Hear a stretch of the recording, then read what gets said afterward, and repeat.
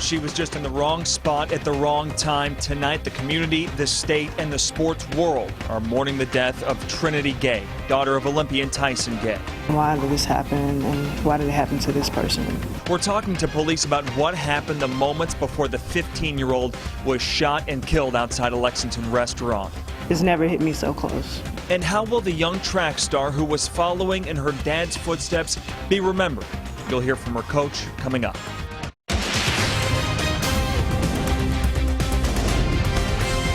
This is WKYT News at 6. It's a tragic story that has people all over the nation and the world mourning. The teenage daughter of an Olympian shot and killed here in Lexington. You're watching WKYT. I'm Sean Moody.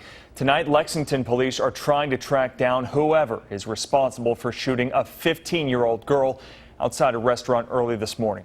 Police say Trinity Gay, the daughter of Olympian Tyson Gay, was shot while she was in the parking lot of Cookout. That's along South Broadway.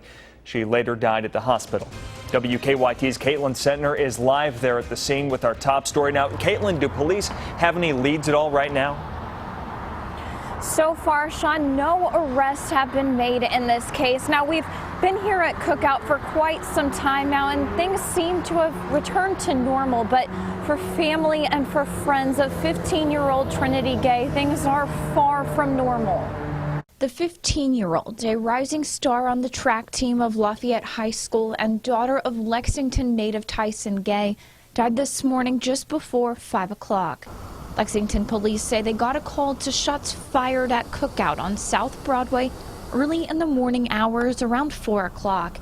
They say gunfire was exchanged between two cars, a gray Dodge Charger and a dark-colored sports car with tinted windows. Police tell us the 15-year-old wasn't in either car, but it's still unclear how she was caught in the crossfire. On her Twitter account, Trinity referenced being at the Lexington restaurant. Before that tweet, she said, "Of course they start shooting." Since the shooting, police say they've tracked down the Dodge Charger and they've detained two possible persons of interest for questions. Police are still looking for the dark-colored sports car with tinted windows. Certainly a tough day today for family and friends. Now, I was able to talk to Trinity's mom briefly earlier this afternoon, and she said Tyson Gay had just flown into Lexington and they were going to figure out things from there. We've, of course, been in contact with police, and we'll bring forward any new information as it becomes available. Live in Lexington, Caitlin Sentner, WKYT. Caitlin, thank you. Now, Trinity Gay's death has hit the community hard. The 15-year-old was a student at Lafayette High School, and school leaders there say she was following in her dad's footsteps. Trinity was a star on the track team there. WKYT's Sabira Rayford continues our top story team coverage. Sabira, you talked with the coach this afternoon. How are they remembering Trinity now? Her coach called her a star on the rise. Trinity Gay was a member of the track team here at Lafayette High School, and when her coach said she received the news this morning, she couldn't believe it. It's never hit me so close. Crystal Washington says the phone call she received this morning was one she never expected. I just got a phone call from the athletic trainer from Lafayette High School, just giving me the devastating news. Washington says Gay was a sweet girl. She says not only was she a star athlete at the high school, she was an honor student as well. She says they had developed a good relationship. Because I have a little girl of my own, and it just breaks my heart to even think or fathom the idea. Excuse me for getting emotional, just, losing a child. So I'm very heartbroken. Washington says all day she's been flooded with emails and phone calls. She says at this point she's looking for answers. Just having a lot of questions and, what really happened, why did this happen, and why did it happen to this person. She says it's going to be important to keep Gay's memory alive. Just remember her sweet, kind ability, just remember her athleticism, remember her being a great student in class. Just remember her good things. Washington says she's going to try and get with the team to help them heal. At this time, they have not planned a memorial. They said it's in the works. Live in Lexington, Sabira Rayford. Sabera, thank you. Now, city and state leaders, as well as other Olympians, have all been weighing in on this tragedy. Late this afternoon, Lexington Mayor Jim Gray released this statement. He said, quote, "Tragedies like this require us to pull together as a caring community, and we are doing that. As our police investigation into the death of this young woman continues, we have reached out to the family and in this case to our schools to ensure everything possible is being done." End quote. Governor Matt Bevin tweeted this afternoon, quote, "This senseless and tragic violence needs to end. How truly heartbreaking this is." End quote. We've got a full list of these statements and tweets from other people offering their condolences on our website, WKYT.com. Now, this story has been developing all day long, and it is still developing. We expect more information from Lexington Police shortly. If we get that during this newscast, we'll certainly let you know. Otherwise, you can see that online at WKYT.com. A strange string of armed robberies overnight here in Lexington. Police say 3 gas stations were robbed by a person wearing a clown mask along with black clothing.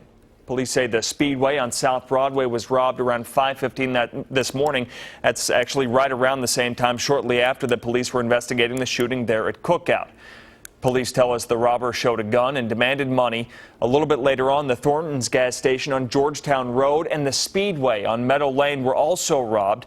And police say the suspect in those cases was also wearing a clown mask. Now, police believe a silver or gray Chevy Impala may be involved in those crimes. 2 men are in the hospital tonight after a crash on the interstate earlier today in Scott County. Georgetown police say 2 cars collided in the southbound lanes near the Fayette County line. That crash shut down the southbound lane for hours. WKYT's Mike Byer talked with police. A serious 2-car crash here on I-75 in Scott County sends 2 people to the hospital, one with life-threatening injuries. The crash happened around 7:30 this morning in the southbound lanes of I-75 at mile marker 122 just south of Georgetown. Police say a white Dodge Neon was traveling slowly in the right lane when a black Dodge Journey rear-ended it at a high rate of speed.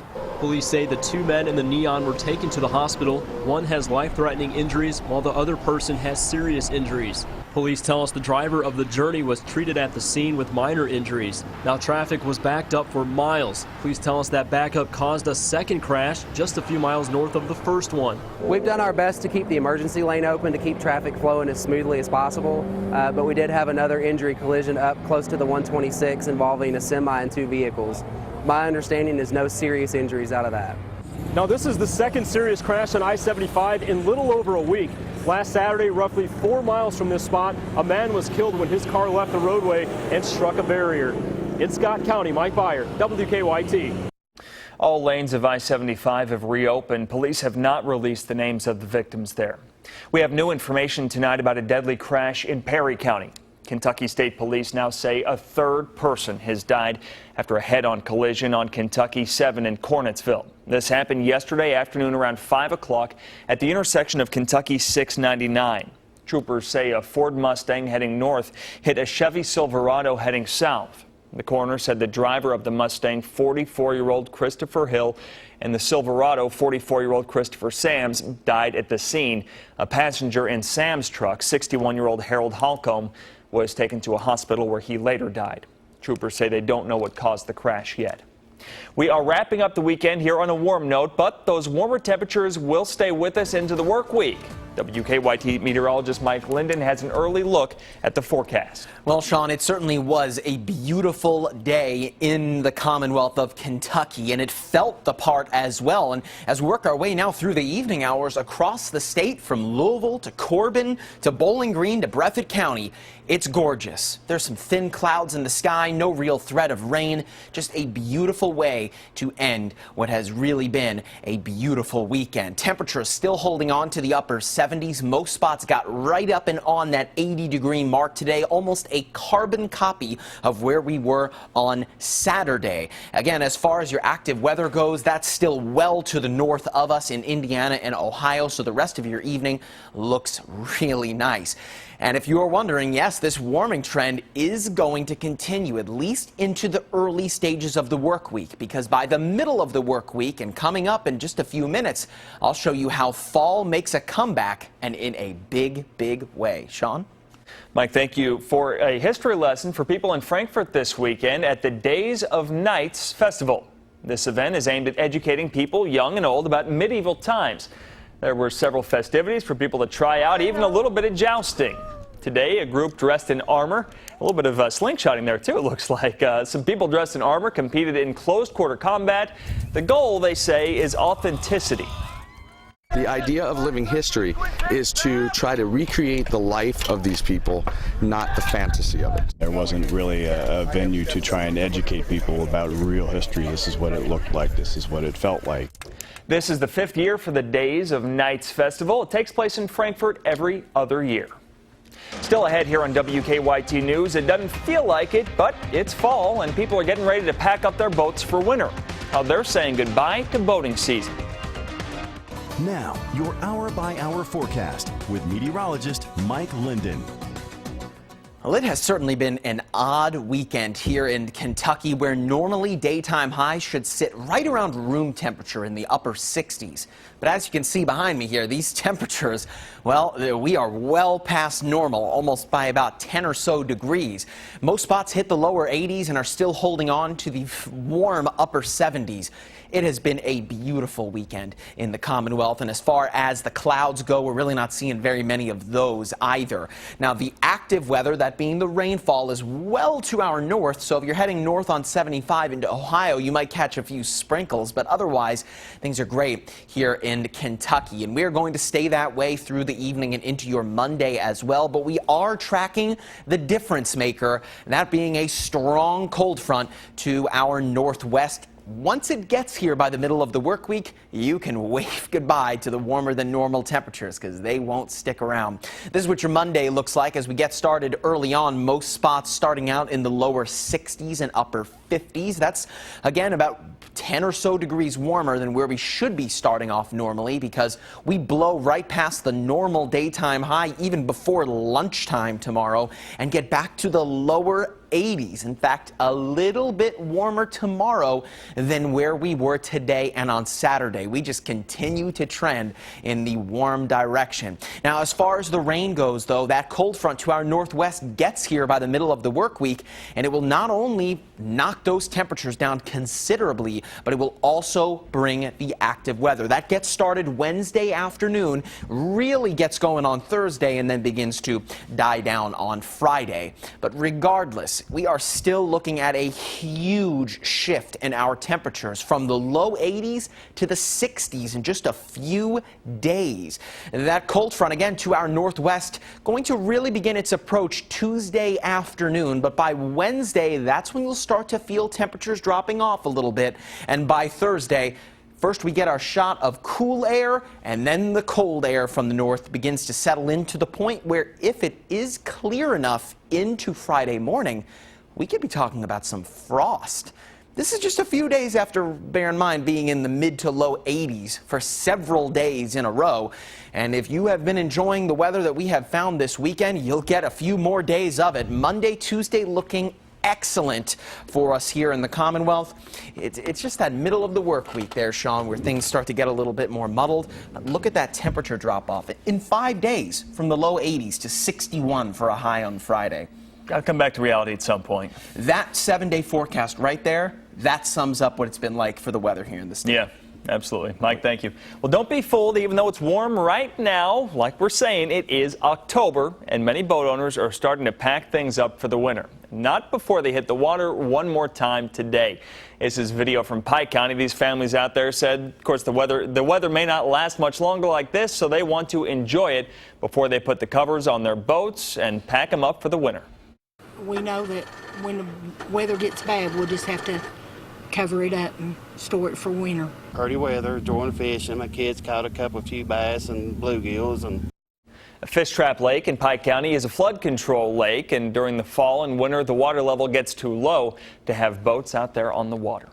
Lee K is in next with sports, and several former Wildcats were back here in Lexington over the weekend. Yeah, they were, Sean. The Kings and the Wizards played a game in Rupp Arena last night. Find out who Scalabissiere says has taken him under his wing. And the Bengals made the trip to New England for Week 6. Those highlights coming up next in sports. Welcome back. We're tracking a breaking news alert just into our newsroom now. The Fayette County coroner says a man found shot in a Lexington parking garage has died. Police say 27-year-old James Blair was found in the Chase Bank parking garage, suffering from a gunshot wound to the stomach early this morning. The police said they found him after responding to a shots fired call at the Trust Lounge on West Main Street. A second victim, we're told, showed up to the hospital with a gunshot wound to the leg. Police are not sure if these two cases are connected.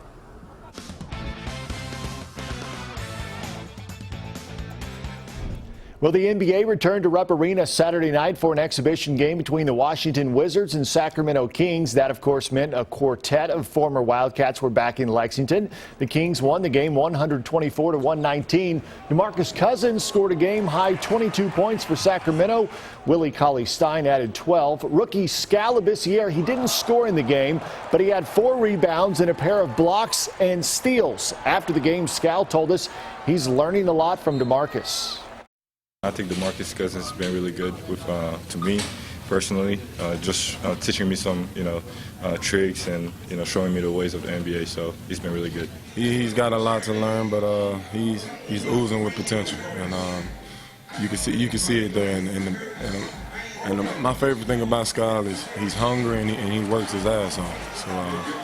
So you have those two tangibles in a young player.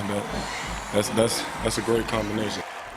Now, Skal may be impressing the veterans, but keep in mind he is still a rookie, and if part of his rookie treatment includes wearing this pretty backpack from the Disney movie Frozen. When asked about it, Skal laughed it off and said, being a rookie isn't always fun. John Wall played just 22 minutes for the Wizards in the loss and had 11 points and 4 assists. The Wizards are being cautious with him following off-season knee surgery. For Wall, just being back at Rupp and around former teammate DeMarcus Cousins was special. Just like we're a brotherhood, you know what I mean? It's like you grew up in the same house. I mean, we all respect each other.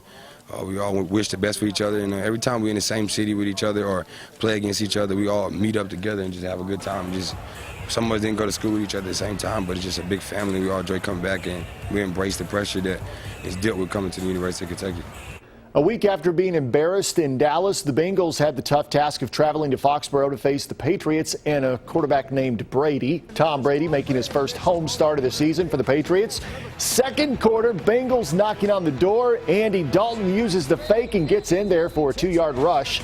7-3 Cincinnati. Late in the second quarter, same score.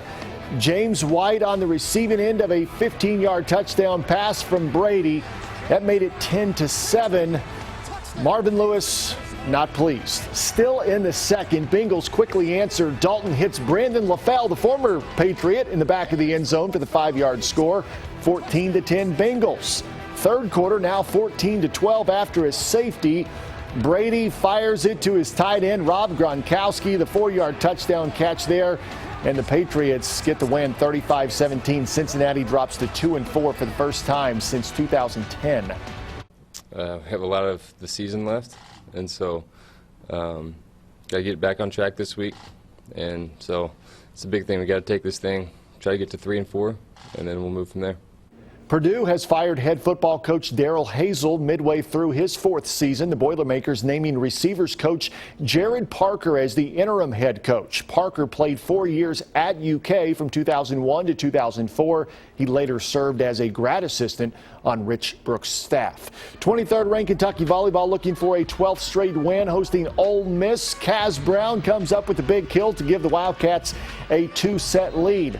On to the third set we go. The freshman Leah Edmond attacks through the block. She had a team-high 12 kills. Get this, the Wildcats had 55 kills as a team today.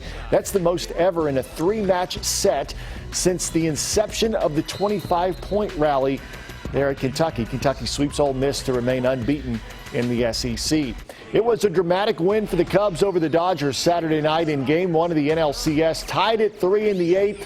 The former Kentucky Wildcat pitcher Joe Blanton trying to get out of a jam, but he gives up a grand slam to Miguel Montero. Just like that, the Cubs go up 7-3, and it got worse for Blanton. The very next batter, Dexter Fowler, delivers a solo shot. It was back-to-back home runs off of Blanton to give the Cubs an 8-4 win in game number 1. Game 2 is tonight at 8 o'clock. And that'll do it for sports. We are back with more after this. Tuesday night's Mega Millions jackpot is $20 million. Wednesday night's Powerball jackpot is $136 million. We're tracking a breaking news alert just into our newsroom now. Lexington police say they have made an arrest in connection to the shooting death of Trinity Gay, the 15-year-old daughter of Olympian Tyson Gay. Lexington police say 21-year-old Devonta Middlebrooks is charged with wanton endangerment and possession of a firearm by a convicted felon. Police say he was in the parking lot at the time of that shooting and fired several shots. Police say Trinity Gay was shot in the neck this morning in the parking lot of that cookout along South Broadway. She later died at the hospital. Police say she was caught in a crossfire between two vehicles. Now, for the latest around the hour, go to our website, WKYT.com. We will update this story as we get more details.